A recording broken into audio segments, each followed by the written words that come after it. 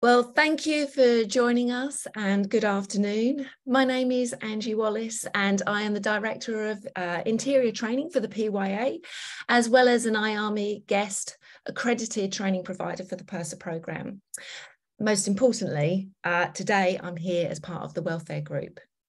So this webinar today is to finally introduce you to us, the PYA Welfare Group, and today's topic of conversation will be bullying and harassment. Firstly, though, just as an introduction, the PYA, if you don't already know, is an international non-profit organisation representing professional yacht crew around the world. With over 90 members with over 90 countries, our membership represents professional yacht crew and promoting high standards of qualifications, skills and knowledge amongst the yacht crew personnel, training providers and the industry in general. The PYA promotes the interests of yacht crew with authorities at a national and international level and delivers professional advice and one-to-one support to seafarers within the yachting industry. The Welfare Group has been set up to support and guide yacht crew, ensuring their well-being is safeguarded. We have been active behind the scenes and we have had already meetings with ISWAN, DPAs and the Ship Owners P&I Club. We are forming relationships with flag states and aim to address recurring topics such as mental well-being, safety issues, bullying and harassment, complaints procedures and so forth. If you'd like to contact us, please do at our email address of welfare@pya.org. So, without further ado, I welcome you to the rest of my amazing Welfare Group, and each of them will now introduce themselves. So, first off, Kareen, would you like to introduce yourself, please? Sure. Hello, everyone. So I am the crew coach and also have a guest IARMI accredited program, the Advanced Leadership course, Unit 22. I was an ex-seafarer myself, and then I moved on land and worked in therapeutic prisons across Australia, running educational programs as well as counselling, and I have degrees in psychology, organisational psychology, counselling and business. Thank you. Sandra. Hi, everyone. I'm Sandra. I'm also the yacht purser. I run an IARMI accredited purser program. And I also I was a seafarer, I was a purser and a chief stew for around 10 years. And this is a topic that's really, really close to my heart, bullying and harassment on board. And part of the reason why we formed this welfare council was so that we could try and address these issues for you guys still working on board. Thank you. Dominique. Hi, my name is Dominique, and I was a seafarer for nearly a decade, working my way up. And since moving ashore, I have established virtual purses with my co-founder, Beck McKeever. And we've also recently, with Sandra Dardan, started the Siren Club, also providing support specifically for senior yacht crew and interior crew. And yeah, I'm also very passionate about providing support to the industry because it's something that I would have liked to have had when I was on board. So I'm very happy to be part of the group. Brilliant. Thank you so much. Samantha. I am Samantha. I've been 12 years, going on 13 years at sea. I've been in the yachting industry for 6 years and I'm currently a purser on board. And I've just recently launched my business as life coach, which is to help crew change and implement healthier habits into their lives, and with the mental health being the main priority. Fantastic, thank you. And Chandra. Hi, my name is Chandra. I'm also known as Dre Robinson. I'm an ex-yacht chief stewardess. I am the co-founder of yachtyflix.com and the founder of the Start Yachting Facebook group, which was actually started because I noticed a lot of online bullying happening in all of the other groups. So we created a group where it's a safe place for people to come and ask questions. So this topic is quite true to my heart, and I joined the Welfare Group to promote a safer place for crew in our industry. Fantastic, thank you. And lastly, but not least, Helen. Hello, everyone. I'm Helen, purser with 23 years experience on various size super yachts. Currently purser on board a 90-meter. I'm also part of this welfare group because I'm passionate about seafarers' well-being generally on board and ashore. And that's a quick one from me. I'll let everyone get on with the webinar. Thank you very much. Thank you so much, ladies. And now on to the topic of conversation today, bullying and harassment. We are going to look at what it looks like, how it feels, cyber and social media bullying, effects, your rights as seafarers, what to do and how to report it. Please note, though, we actually are just volunteers and we are not lawyers. So everything that we say here today is without prejudice. Okay. Please do use the chat to ask the panel any questions and we will endeavour to answer them. So first off, without further ado, Corinne, can you tell us, what does bullying and harassment, what does it look like? Okay. So they are massive topics, and we were just discussing as a welfare group before we started that we can be talking about this topic forever. I have a load of case studies to share with you, but I'm only going to start with two. In terms of the definition, bullying is ongoing and repeated misuse of power with the intention of causing social, physical, and psychological harm. On the other side, harassment is more about illegal behavior that creates emotional and mental suffering. So the two are very similar, and it's very easy to get them confused and mixed up. But what's so interesting is that in each country or state, there are different laws. And I did some research here in Australia, and in fact, in Victoria, so in Melbourne, there is a legislation that's been passed where if you bully someone, you can serve up to 10 years in prison. This was because a female was bullied repeatedly in the workplace, and they thought, well, we need to actually do something about this. So that's really, really interesting to note that in some countries, bullying is actually a criminal offense. What I'm going to share with you now are two case studies. I put out a survey, and I think it becomes more relevant rather than me listing out all the types of bullying and harassment behavior. I will give you a download after I've finished talking, and then you can access all that information. So the first case study, which I actually received 2 hours ago, I went through a pretty rough patch not too long ago when our fleet was extended by the boss adding an additional boat to the fleet. It was then made clear I was to remain alone on the old vessel as the rest of the crew got to grips with the new boat. This was during a yard period for the old 45-meter where I was left to remain on board. And if memory serves correctly, I was pretty much on watch for about 25 days straight. I wasn't able to leave the vessel, as we are all aware, whilst being on watch. And this affected me pretty hard as we had just finished up a very busy New England season, followed by a short Bahamas season.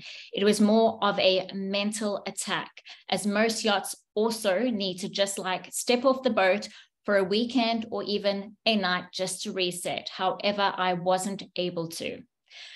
So the next individual said that she was working on a 55-meter when the pandemic hit, and she resigned just before flights were impossible to take because she wanted to be closer to home in case anything happened.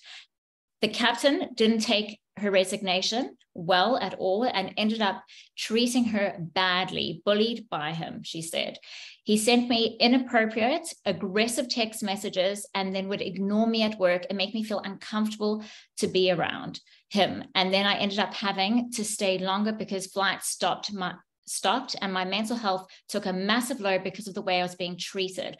I ended up being on very high doses of medication to get me through the workday and to help me sleep at night so I could work the next day.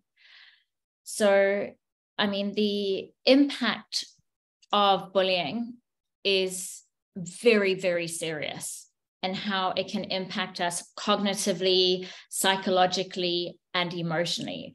What I want you all to realize is that there is covert and overt forms of bullying behavior. Overt is more the obvious, and the covert is subtle, where you're thinking, was I bullied? Like, what is going on? And then you start self-doubting. So what I'm going to do is just to share some of those overt and covert behaviors. So overt would be verbal abuse, such as shouting or swearing at crew members in public or private, personal insults, constantly humiliating or ridiculing others, belittling them in front of others. So one I want to remind you of is the radio. If you're on a channel, whether it's your department's channel or the overall vessel's channel, do not criticize people's work on that channel. Have a conversation privately with them. Okay, so then we've also got open aggression, threats, abuse, shouting, uncontrolled anger. So another person shared with me that she was molested by a guest in the cabin when she was doing turndowns. She told the captain. The captain said that he won't tip any of the crew if she discloses. And in fact, she said what ended up happening was the captain was stealing the crew's tips. Persecution through threats and fear, physical attacks, making threats or inappropriate comments about career prospects, job security, this is a common one, or performance appraisal reports. Covert, subjecting targets to excessive supervision, so micromanaging, monitoring everything they do and being excessively critical about minor things with malicious intent. Taking the credit for the other person's work, but never the blame when things go wrong. Poor leadership. Personal insults and name calling. Spreading rumors, another big one that I hear often. Ignoring. So when someone greets you, or if you greet another person and that perpetrator, let's say the bully, completely ignores you when you say good morning, it's a form of bullying. So you might misinterpret that as maybe they got up on the wrong side of the bed, but if it's ongoing, then it's bullying. Okay, never listening to other people's points of view, always cutting across people in conversation. Now, I really like this one because it's very clear, removing whole areas of work responsibility from a person. So an example, because we work in a hierarchical structure, if it's a chief stew bullying a second stew and then giving the third more responsibility, a form of bullying. What else? Deliberately withholding information. Okay, another one, makes their life a nightmare. Impossible to do your job when you don't have the right information, so they're setting them up for failure. Before I end this part, I want you to think about how often do you excuse the bully. So you might think, as I mentioned before, oh, maybe they just got up on the wrong side of the bed, but you could dismiss it as an attitude problem, a personality clash, or that micromanagement style of leading, or poor interpersonal skills. So really think about the definition and the behaviors, refer to the sheet that I'll give you, and then you'll have the evidence to perhaps dismiss or support your thoughts and feelings around, am I being bullied? And it doesn't only happen on board, it happens, I hear from captains, from yacht management companies. So it literally happens everywhere. It can happen from the owner or the guests. So we can't just isolate it to the crew on board. Right, Ange, have I covered that, or do you want me to go into what it feels like? I think that is amazing. And I think that we can all agree that I think at some point in our lives, we've all been bullied. But we've perhaps not realized we actually have been bullied, because if breaking it down into that is incredibly interesting. And I think that, across the board, even not even in yachting. There definitely have been times that I can say that I have been bullied, and I know that how I felt. But Corinne, could you actually explain a little bit further about actually how does that feel? Absolutely. And before I mention that, one other thing of a example of covert is, I was thinking this yesterday on Instagram. If you are posting a team photo and then you purposely don't tag one of your team members, that's a covert form of bullying. You're purposely isolating them and excluding them. So what would it feel like? It would feel lonely. You would obviously feel sad. You will experience a sense of hopelessness. Perhaps you feel trapped. You may feel not good enough. And I will break it down into 3 different categories. But what happens when you experience ongoing stress and when you are working in a psychologically unsafe environment, or if you feel like you are walking on eggshells, volatile environments, that will create a lot of stress for you. And stress can lead to the onset of anxiety and depression. And that comes with a whole host of different feelings and behaviors. So ongoing stress engages the sympathetic nervous system, which means that we can respond in 3 main ways. There's other ways that there's new research of how we can also, but I'll just focus on the 3 that we may respond to the stress. But the common ones are flight, fight, and freeze. So it's how you perceive that threat. So you might respond with aggression, and that's the fight response. In my 20s, I definitely utilized the freeze response, where you feel like you can't run. Your feet are firmly fixed to the earth and you feel stuck. Then you have the flight response, where your mind and your body is saying, run, get out of here. And that might be quite difficult to do on board as well. And especially if you're working under a narcissist or you're being intimidated, I would imagine that most people will end up in the freeze response. So in terms of how it impacts you psychologically, behaviorally, and emotionally, so I covered the emotions, and everyone's different. We've got to remember that we're not we're not going to respond as per what the textbook describes how you should be experiencing these feelings and thoughts. We're all different. Some of the thoughts, so the mental cognitive, may be, I'm a failure, I'm not good enough, I'm worthless, no one likes me. So you might be having those thoughts.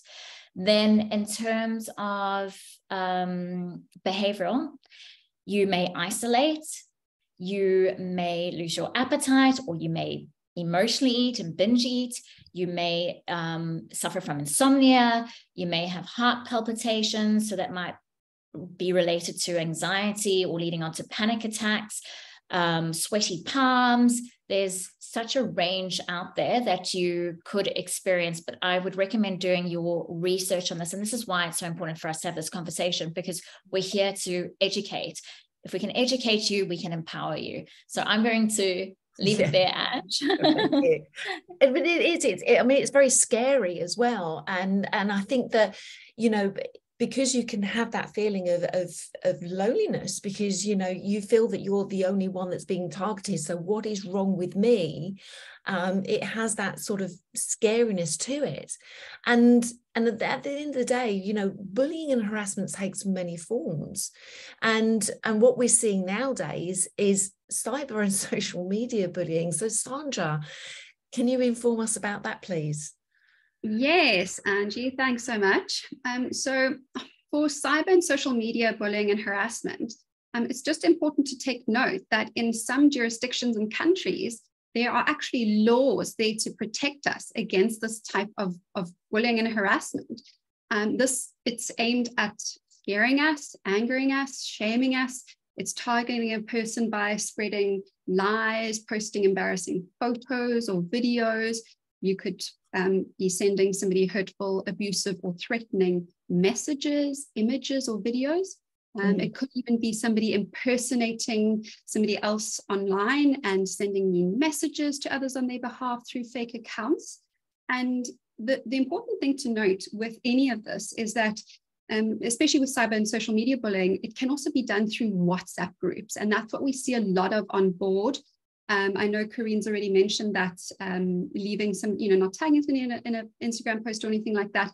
It could also take the form of not adding people to a WhatsApp group, or having a WhatsApp group just for a certain group of people on board, like a clique, and excluding people based on certain things. Obviously, if you have an interior WhatsApp group, it's just for the interior, there's a criteria, but and that's something that I experienced on board one of the yachts that I was on, that made me feel really left out, and like, what's wrong with me? Why am I not being included in this WhatsApp group? So I've experienced that. And I know that we've also had there's a big, on one of the groups,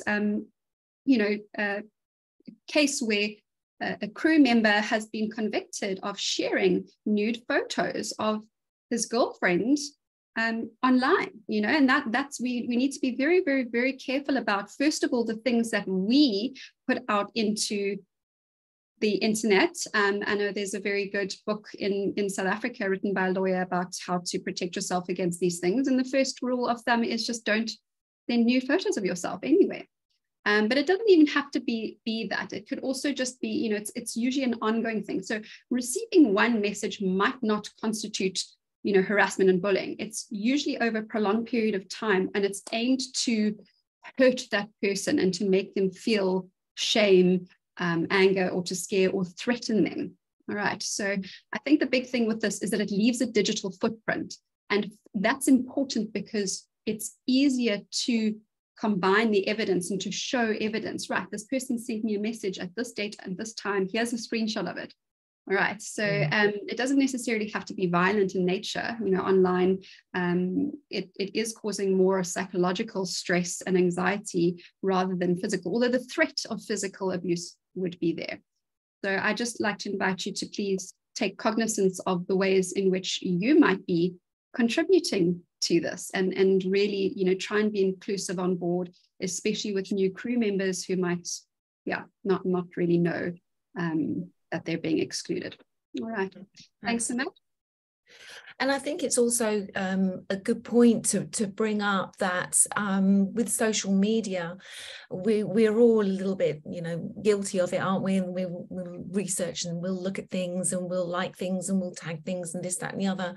And inadvertently, the whole way that the meta thing works and algorithms and so forth, it then starts feeding you certain news topics and certain things, and I know definitely in the UK they've actually just had to bring in a law to stop companies from actually promoting these because of suicides, for especially young children that are committing suicide for that. Or so it has such a powerful impact, and the effects of that is just absolutely devastating. So Corinne, have you got anything more to add into those effects that everything can subliminally have on you and your body, and how you might react to that? Yeah, Ange, I think I actually covered that in my spiel earlier. I thought I'd just flow on, but that's where you can break it down into the psychological, the behavioral, and then also the feelings. So again, I think just referring to a checklist helps you get out of that self-doubt and have more confidence in, hold on a minute, I am experiencing these things, I am thinking these things, there's nothing wrong with me, I need to reach out for help. Which is perfect, because Dominic, over to you now. So what is actually, if we're bringing it back to yachting, what are the seafarers' rights? Yeah, so it's really important when you join the yachting industry to know your rights, and if you have joined and you don't know them, to brush up on them. When you get given documents on board to review and to sign, make sure you actually do read them, not just say you've read them and sign them away. It's really important to understand what you're reading and what you've been given, because it's there for a reason. So very, very important. It's going to sound a little bit jargony now, but I just want to go through the authorities and the policies that are here that relate to this webinar. And then we'll just go through the most relevant ones. So basically you'll have the most relevant authorities in this instance are the flag states, the International Labour Organization, and the International Maritime Organization.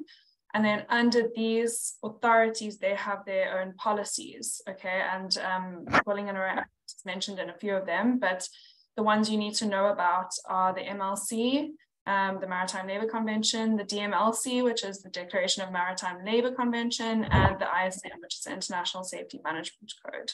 So I just want to quickly, I know that sounds like a lot, especially for new crew or people that have just joined the industry.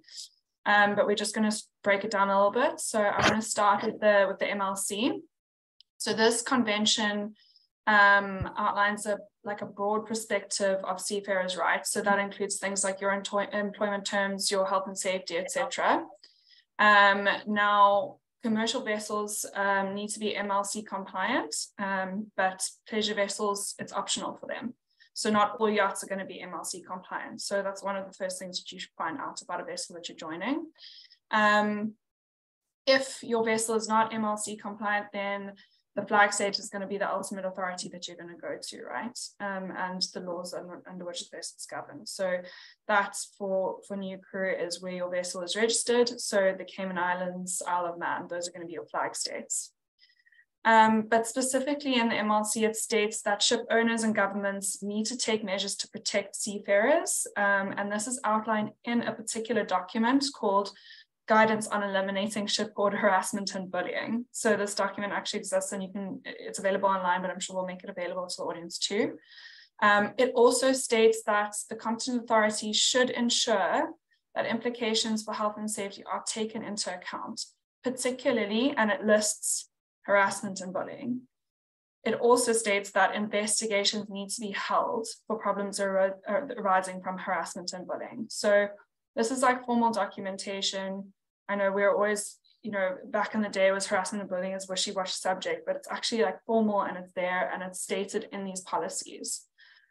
So if your vessel's not MLC compliant and you're just run under the flag state and the company, which is the owning company of the vessel, must have a policy and procedure on board and available to seafarers to investigate complaints. It's called the complaints procedure, and it actually needs to be given to each seafarer. So if you haven't received it, or when you get on board, please ask them if they have this procedure. Again, it's not mandatory if you're not MLC, but ask them for this policy or procedure so you know what to do when a complaint arises.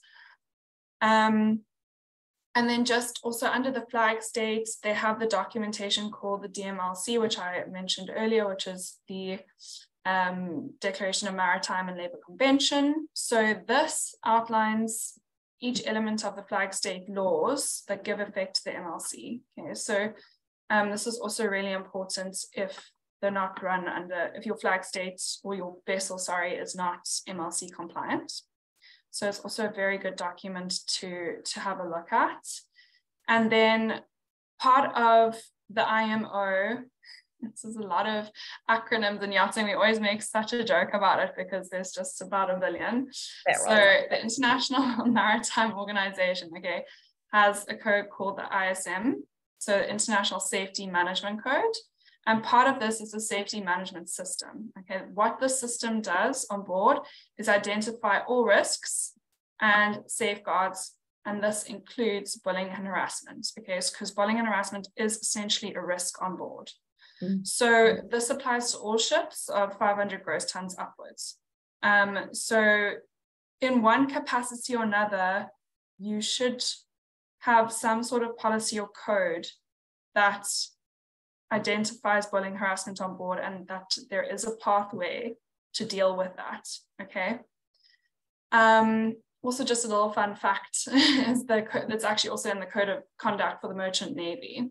And it literally says a person's antisocial behavior can be a nuisance to others on board. So in extreme circumstances, it can place the ship and crew at risk of danger, and it can be excessive noise, abusive language, harassment, bullying, aggressive attitudes, offensive personal habits. So they also have it in their code of conduct that you need to be considerate to other crew members, you know. So I just want to leave you with quickly questions to ask when you are on board. If you're a new crew member or you're joining a new vessel, make sure you know where the vessel is registered, so what the flag state is, and then ask them if the vessel is MLC compliant, and then if they have an onboard complaint procedure, and if you can have a look at it if they've not given it to you already. And then also please read your contract so that you know what you're signing to, because you can be held to what's in your contract. So make sure you at least read through it, and if you're an overachiever, you can know it backwards. I had one crew member ask a very random question, but she basically asked what would happen to her body if she was to die at sea. And I think it was actually written in her contract. So yeah, I mean, there's things in there that would be, hopefully you'll never have to deal with, but it's best to know what's in your contract. So yeah, just make sure you do research on these. We'll provide resources for you, but it's also all on the internet. So do your research and make sure you know what you're getting yourself into. For sure. Thank you, Dominic. Just as a quick question, being a lay person, obviously I do personally know this, but I want to push it over to you. How would especially a new crew member know if their vessel is MLC compliant or not? Yeah, I mean, you can always ask the master. He should be able to tell you. Otherwise, that would be my first go-to. Yeah, that's what I would do. Or the recruitment company should be able to find out for you if you're not in contact with the master. And Sandra, I think you want to say something? Yeah, I mean, the rule of thumb is that the vessel's over 500 gross tons and commercially registered. So, yeah. Yeah, so if your vessel's commercial, then you will, but if it's private, then you will have to ask, because they're not held. Well, I know that a lot of crew, especially on their CVs, that they say that they're working on a commercial private vessel. So sometimes they don't even know what they're working on. And as we know that Marshall Island and Cayman Island vessels can flip-flop between private and commercial under the YET scheme, and being under that Yacht Engaged in Trade scheme, they should be commercially active all the time. But at the end of the day, if you are working on a private vessel, what can you do? Where can you go? That's definitely, I know, a big thing and a big question that a lot of people do actually ask as well. So, there.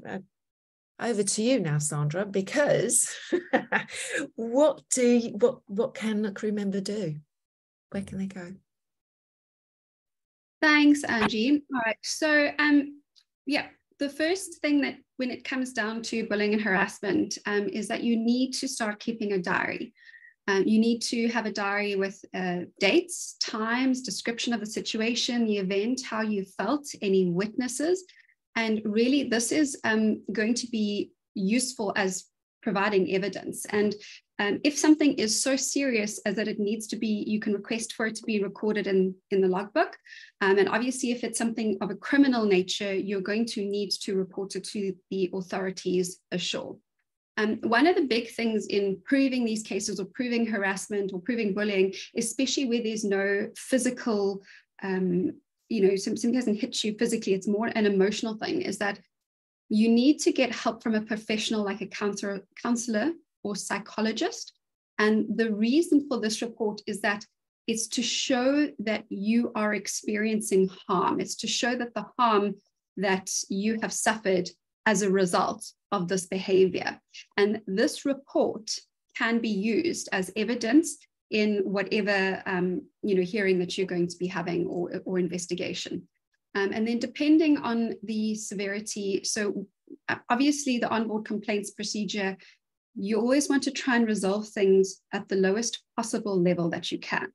Now, if you're bullying, if you feel comfortable, just setting a boundary and really just saying, right, are you aware that when you do this, this is how it makes me feel. Sometimes people are unaware, all right? And we don't need to escalate something to the highest possible level, you know, in the very, very first thing. So it does start with setting a boundary and explaining that, you know, when you do this, it makes me feel like this. If you don't feel like you can talk to the person alone, you can also ask for an independent crew member to come along with you to witness something, and also to be part of the informal investigation that can start taking place on board. And sometimes bullies can retreat from, you know, when people stand up to them or push back a little bit, they'll sometimes then go and look for a softer target.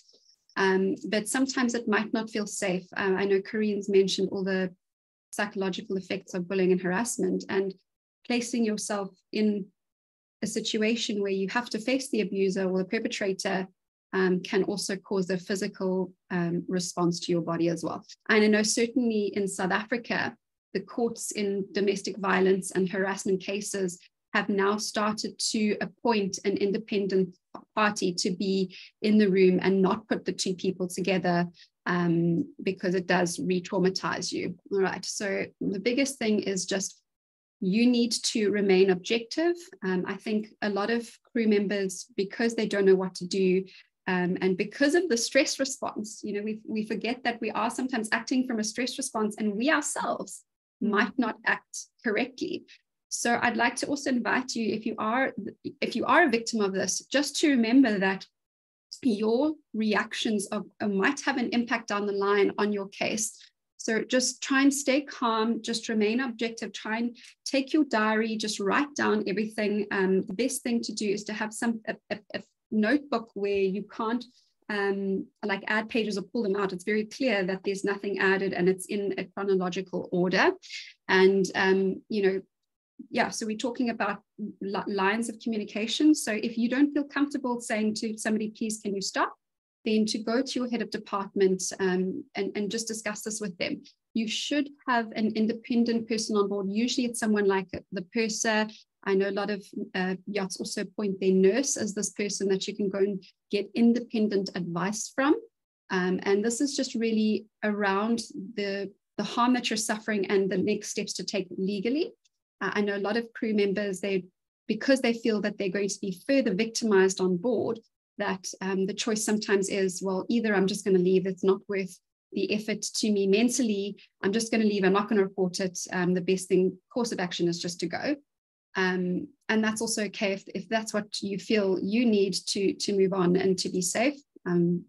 Yeah, I also, you know, the issue that we have often is that because these aren't being reported and nothing is being done, we allow this behavior to continue on board. And the reporting to flag states is actually very, very, very, very low. And so when they the flag states put out their annual surveys and reports on you know, the welfare issues that have been escalated to them, bullying and harassment often is very, very low. So obviously your head of department, and then you can go to your captain. All right, so the master is the next person to go to on board. And again, if it's the captain who is the one who is harassing or bullying, you can go to your DPA or the person at the your MLC employer. So whether that is, so that would be the person that you've signed your SCA with. All right, so usually it's a cell division of the management company somewhere in Guernsey. So if it is that they have their certain timeframes within which these people need to respond. So, you know, you have 7 days from reporting it to your captain for there to be a resolution. There can be an informal or a formal inquiry done. And again, you know, you can request that it be noted in the logbook. So after that, again, going up the chain of command, they have a certain amount of days to just provide a solution or a resolution. All right. So the final person that you can go to is your shipping master. All right. So please, please, please. A lot of times I get, how do we report something, or how do we go to the flag state to report this? Every single flag state will have a shipping master. And I know that, so as the PYA Welfare Group, we are communicating with the shipping masters, we are communicating with management companies to try and help resolve things like this on board, and to provide better information to crew members when this is happening, right? So your diary is going to be the first port of call for any investigation. And if you can, if it's been any message that you have. So if you have an email, if you have a WhatsApp, if you have an iMessage, you can take screenshots of that. In South Africa, when you're reporting these issues, you have to write an affidavit. So reporting it, first of all, the facts, like who are you? How are you employed on board? Like, who is this person in your life? And then just listing in a chronological order the dates and times that these things have affected you. And what I found is really helpful is to understand,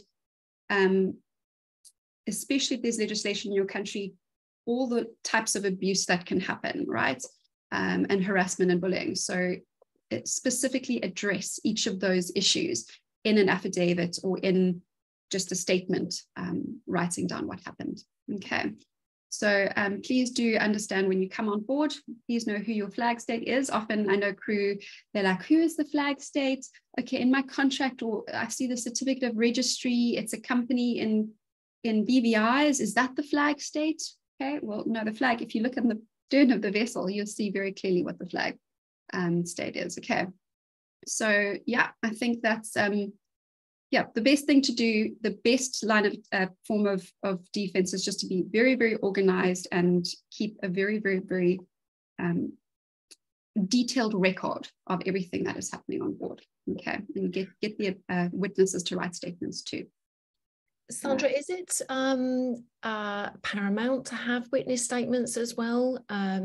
Because I know that potentially some crew might be afraid of bringing other people in, because at the end of the day, we do hear quite a lot that one of the reasons why people don't report is the fact that they're afraid of losing their job, getting into trouble, getting somebody else into trouble. So if they're bringing other people in as witness statements, they might feel uncomfortable with that, and the witnesses themselves may feel uncomfortable doing that.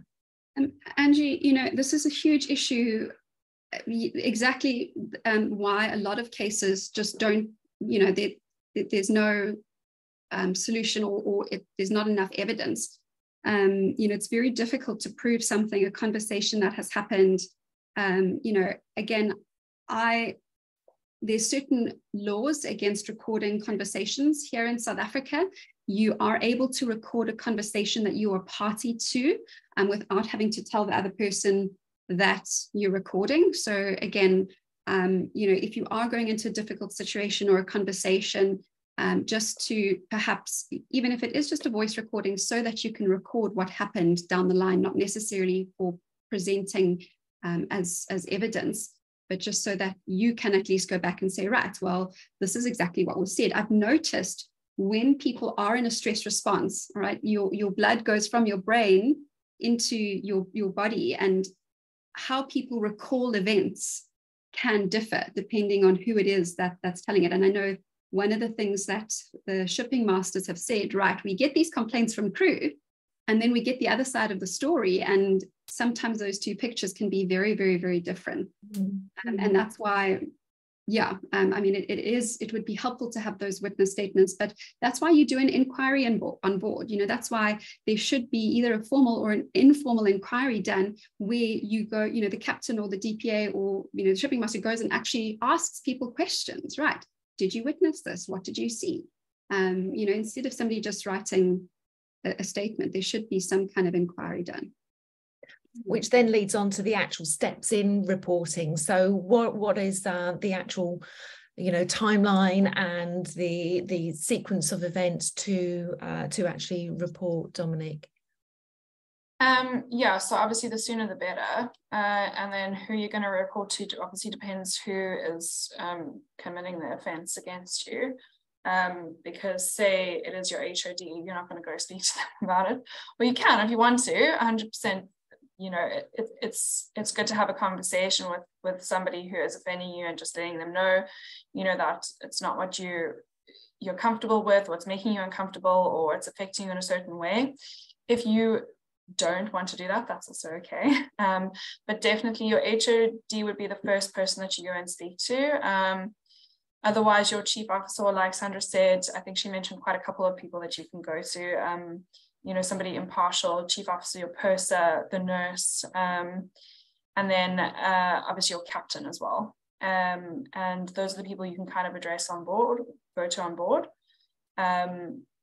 If you feel like you cannot go to any of these people and you need a shoreside party, then you would go to your DPA, and this information is always in the crew mess with their contact details, and you can go and find that there. If it's not there, it should be.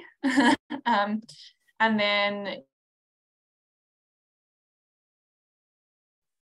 need to am I here? Yeah, sorry, you just froze for a second there.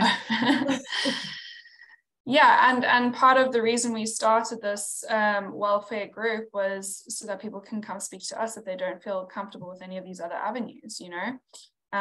Like I said beforehand, the flag state and the shipping master is the ultimate authority on the vessel, especially if something's happened at sea. Then that's who you're going to kind of go to because you're in international waters. If you're then if a criminal act is committed against you, you can go to and report it directly to the authorities, to the police as your closest port, and report it to the flag state. But again, that needs to be a criminal offense. So there's so many avenues you can take, so many support groups available. Like we said, you know, Nautilus is great for any legal issues. And yeah, we're here as well if you're not sure, if your situation is a little bit different and you're not sure what avenue to take, please always come contact us. We're very happy to assist and point you in the right direction. Absolutely, thank you. I think it is very important to realise, you know, what your rights are, and how you can stand up for yourself, to be your own voice, and perhaps even to be a voice for others. And definitely for us, this welfare group is about helping you understand your rights, empowering you to act accordingly. But we can't do it unless you tell us, you know, share your story with us. Karine actually has a whole survey question that I'm sure that she would be happy to share out onto the chat with you guys. Karine, do you want to just mention and say something a little bit about that? Yeah, and you know what? I don't think, so I've shared it in the chat, but it's only saying hosts and panelists. So I don't know if those are tuning into the webinar can access the chat, and it's been awfully quiet from what I can see in the chat. So maybe if one of you out there who's listening, if you can use the chat bar just to see if it is actually functioning at the moment, that would be quite helpful, because I'm not too sure. I can't see any. Oh, there we go. I can see. Should we go to everybody? So if you go to everybody, you can share that survey. If you go to if you click on the Q&A, there we go. There is the chat that you can do for everybody. So actually what I can do is copy and then Lawrence has said, thank you, Sandra, for mentioning the need to resolve matters at the lowest level possible. Preempting problems should be the first line of defense, and implementing and coaching the 4 steps of nonviolent communication on board could be a great initiative. So Sandra's responding to Lawrence. And then we also had, what can a crew do on board to manage their mental health? How can they equip themselves with resources and tools? And I can see that Sandra is responding. If we've got, please use the chat. So if you want to ask any further questions, because we have about 12 minutes left. But Ange, if you don't mind, there's something else I'd like to share in terms of, I think, generally what the crew are looking for based on this particular survey. So a crew member said, I feel there needs to be a better support and understanding within the yachting industry and within the management companies on how to handle and deal with mental health, how to help people that are suffering, make it a comfortable situation that people do feel safe to speak up if they're struggling and don't suffer alone. I think there also needs to be better leadership courses that need to do out there for captains. I'm reading this directly. I haven't changed the copy whatsoever. for captains and heads of departments so that they can lead by example and have the right skills and tool sets. Yacht management companies need to someone now make crew feel more comfortable with calling them or getting them involved. I know people always worry if it's going to cause a big problem, make it worse, or even if it's going to fix anything. Will you just get fired and be unemployable because you were the one that called the DPA? I feel there needs to be a better support and understanding within the yachting industry and within management companies on how to handle and deal with mental health, how to help people that are suffering, make it. So she's, yeah, okay, so we've covered that. So basically she's looking to achieve what we're trying to achieve, which is to close the gaps. So through education, I think. So providing more support to crew, so this doesn't happen.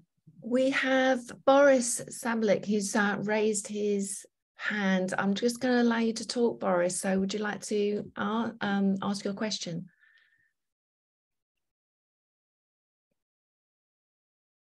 Boris, you need to unmute yourself. Hi, can you hear me?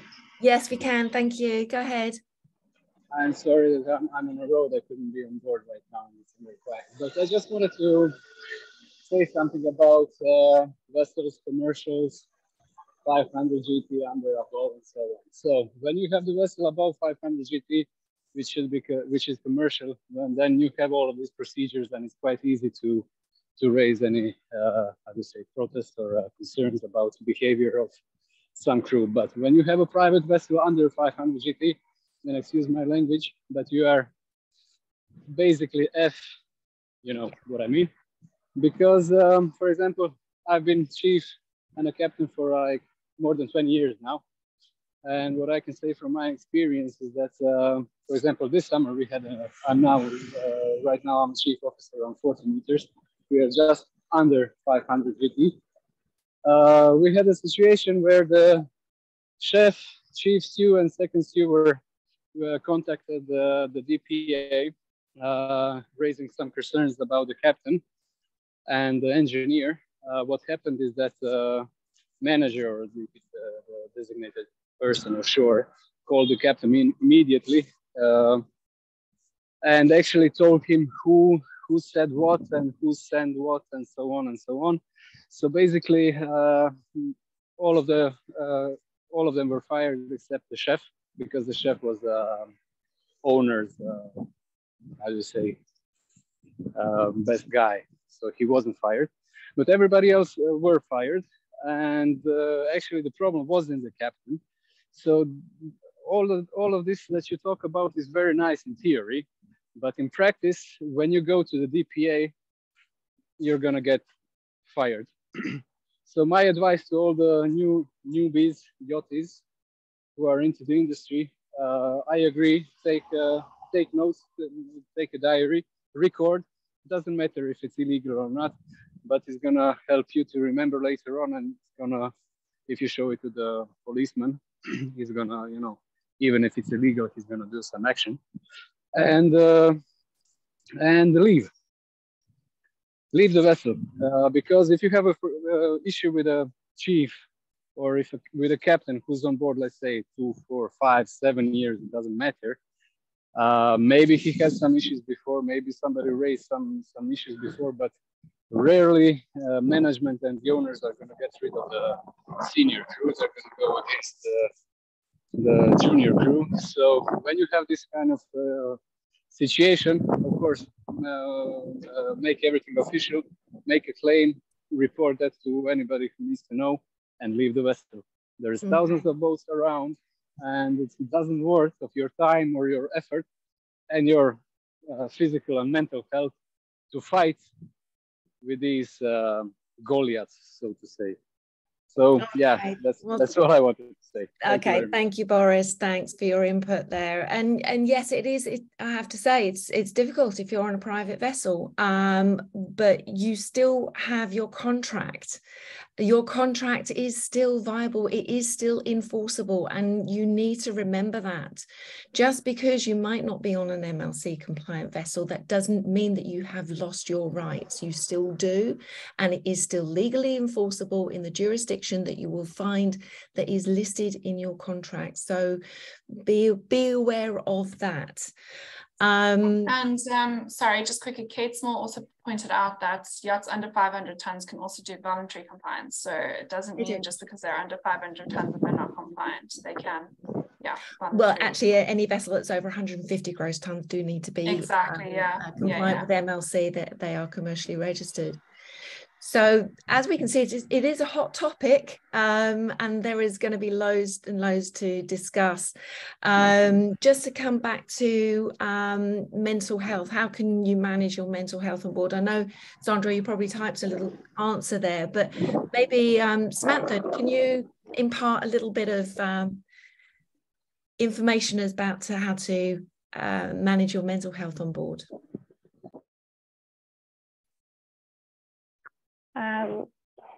You can make sure that you're getting proper rest on board, proper nutrition, reduce your alcohol intake, and also can bring essential oils that can help you calm and relieve stress. Okay, fantastic. Thank you. Well, where is the hour gone? That just happened so quickly, and it just it's been amazing. And as I said, it's a hot topic. I hope that we've answered some unasked questions, and naturally, if you do have any further questions, please do email us on welfare@pya.org. And it doesn't necessarily need to be about bullying and harassment. We are here for your safeguarding and your mental well-being, your interests, your safety. As I said before, we are working in the background. We're trying to make a difference to flag states. We want to be your voice, but we can't be your voice without you telling us. And obviously as well, you need to know that if you don't report anything, you can't help yourself, and nobody else can help you either. So did any of the panelists want to say anything further? Sandra? Okay, great. Thank you so much, Angie, and thanks for all the panelists and all the attendees for being here. We just have one more question. Just how do we get more people to take the mental health awareness first aid training and heads of department to be better trained? And Angie, I don't know if you can share something that is going to be included in the STCW. Yes, go ahead. You go.